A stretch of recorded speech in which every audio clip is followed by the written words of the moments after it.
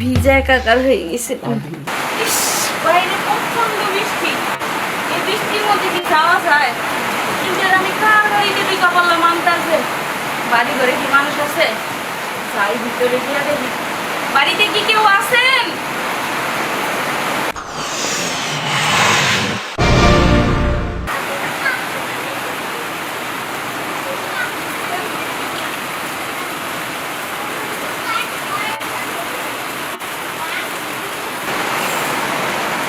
ইস, বাইরে প্রচন্ড বৃষ্টি। এই বৃষ্টির মধ্যে কি যাওয়া যায়? কিন্তু আমি কার বাড়িতে ঢুকা পড়লাম আন্দাজে। বাড়ি ঘরে কি মানুষ আছে? যাই ভিতরে গিয়া দেখি বাড়িতে কি কেউ আছেন? বাজারে যাইতে চাইছিলাম বিকালবেলা, তাও যাওয়া হলো না। বাইরে তো একবার তুফান শুরু হয়ে গেছে, এত বৃষ্টি। বাড়িতে কেউ আছেন? আসেন আসেন আসেন। আপনাকে তো আমি চিনতে পারলাম না। আমি কি একটু ওদিকে যেতে পারি? আচ্ছা ঠিক আছে, আসুন। মানে ভাইজান, বাইরে এত পরিমাণ ঝড় বৃষ্টি হইতেছিল। হ্যাঁ। আমি ওই যে কিস্তির অফিসে চাকরি করি, আচ্ছা। ওখান থেকে বাড়িতে ফিরছিলাম, হঠাৎ রাস্তায় ঝড় বৃষ্টি শুরু হয়ে গেছে। দেখেন না আমার কি অবস্থা, ভিজে গেছি। কুল না পাই আপনার বাড়ির ভিতরে ঢুকে পড়ছি, দেখি দরজাটা খোলাই ছিল, সেই জন্য। ঠিক আছে, ভালো করেছেন। মানুষ বিপদের সময় ঢুকবেন না, তাতে কোনো অসুবিধা নেই। ঢুকছেন, ভালো করছেন। আরো আগে আসার আপনার দরকার ছিল, তাহলে এতটা ভিজতেন না আপনি। না, আমি কি করে ভাববো যে আমি ভিজে গেছি, এই জন্য আর কি হয়ে গেছে, মিস্টেক হয়ে গেছে। ঠিক আছে ঠিক আছে, ভালো জায়গায় আসছেন। হ্যাঁ, আপনি এটা কাজ করুন, এই শরীরটা তো ভিজে গেছে, আমি একটা গামছা নিয়ে আসি, ওটাতে মুছে ফেলেন। না ঠিক আছে। লোকটা মনে হয় খুবই ভালো, আমাকে বসতেও দিল, আবার গামছাও নিয়ে আসতেছে। আমি তো পুরো ভিজে গেছি। একটু মুছে ফেলেন। আপনি যে আমার কি উপকার করলেন আমি বলে বুঝাতে পারবো না। আমার এই বৃষ্টিতে ভিজা, আপনি যে আমার কি উপকার করলেন আপনাকে বলে বুঝাতে পারবো না। বৃষ্টিতে তো প্রায় আমি ভিজা একাকার হয়ে গেছিলাম, শরীরের অবস্থা পুরাই খারাপ হয়ে গেছে।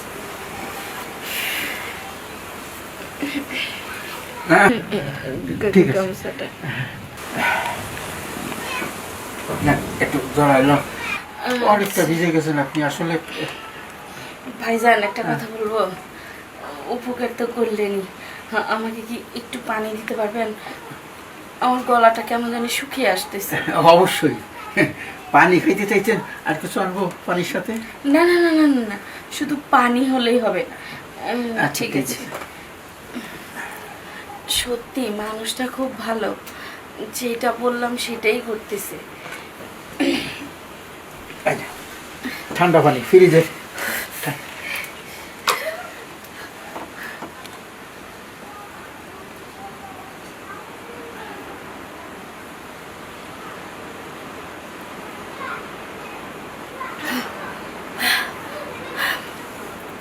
আপনি বড্ড উপকার করলেন।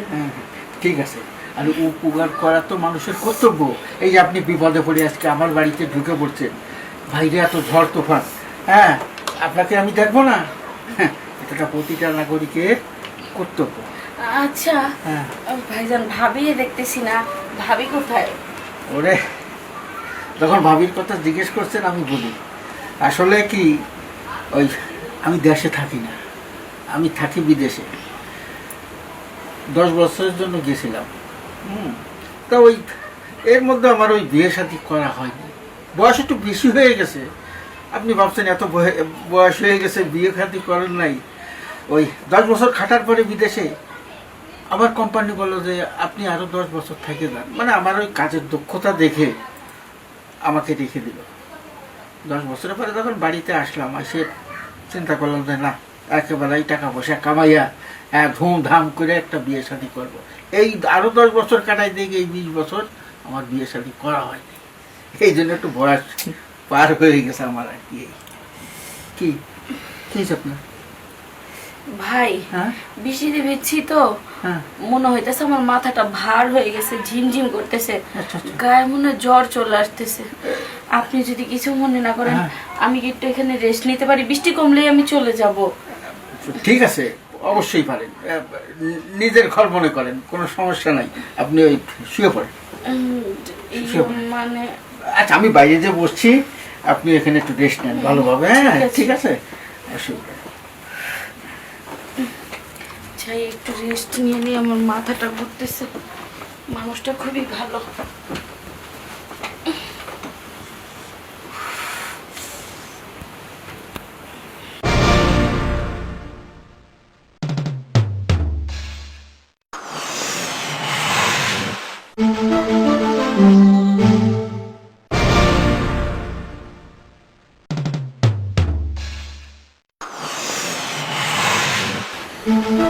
কি বৃষ্টি নামলো, জম্মের বৃষ্টি।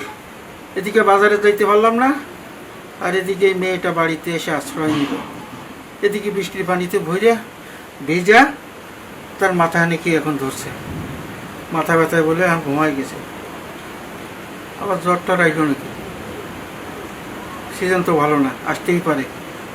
মেয়ে মানুষ, কোন বিপদে পড়ি এবার, যাই একটু দেখে আসি।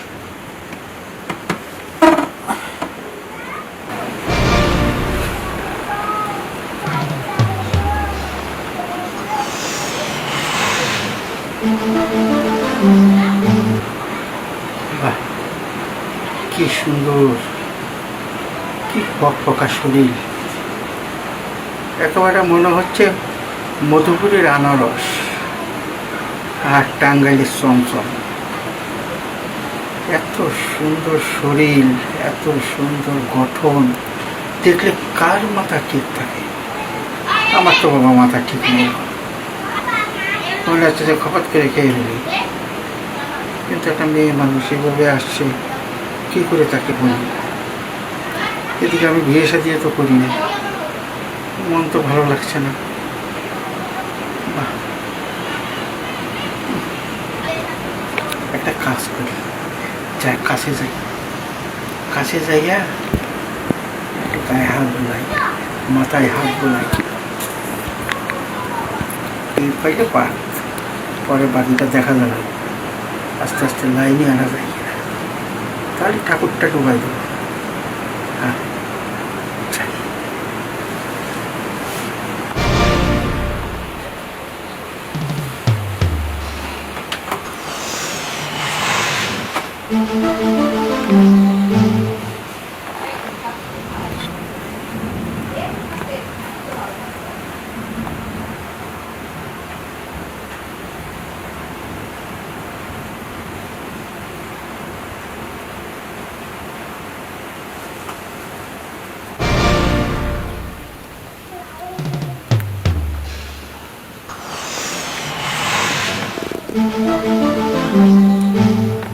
শরীর কিন্তু কোনো জ্বর টর নাই, যাক নিশ্চিন্ত হওয়া গেল।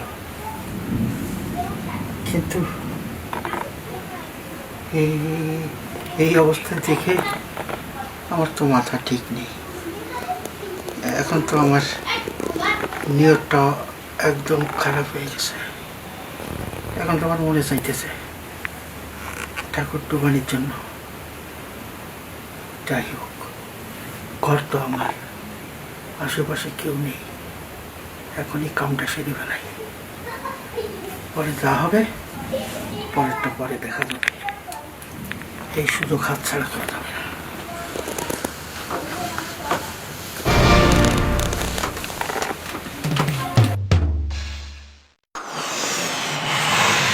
ভাই এটা কি করতেছেন? ছাড়েন কইতেছি, ছাড়েন। আরে আর একটু সবুর করো, এই তো করা হয়ে গেছে। আরে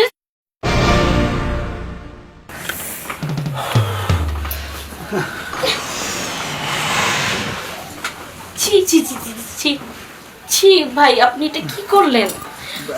এই বৃষ্টির মধ্যে আপনার বাড়িতে একটু আশ্রয় নিছি, আর আশ্রয় নেওয়ার কারণে আপনি আমার এত বড় সর্বনাশটা করে দিলেন।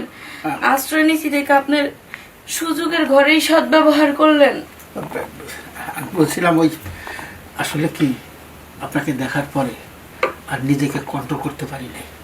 হ্যাঁ, এই জন্য ওই ঠাকুরটা ডুবই দিলাম আর কি।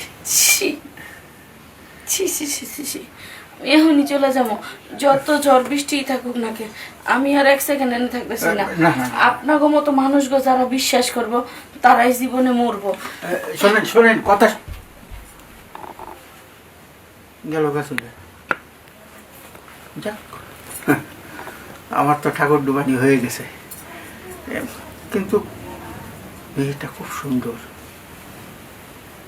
কার না লোভ হবে এত সুন্দর মেয়ে যদি ঘরের ভিতরে থাকে।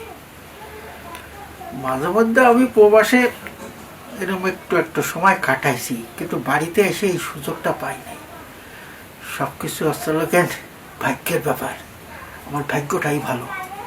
ভাগ্য যদি ভালো না হবে, এত সুন্দর জল পরিয়ে এসে ঘরের ভিতরে আশ্রয় নেবে কখনো ভাবি নেই। যাই হোক, যাই একটু ফ্রেশ ট্রেশ হয়ে আসি।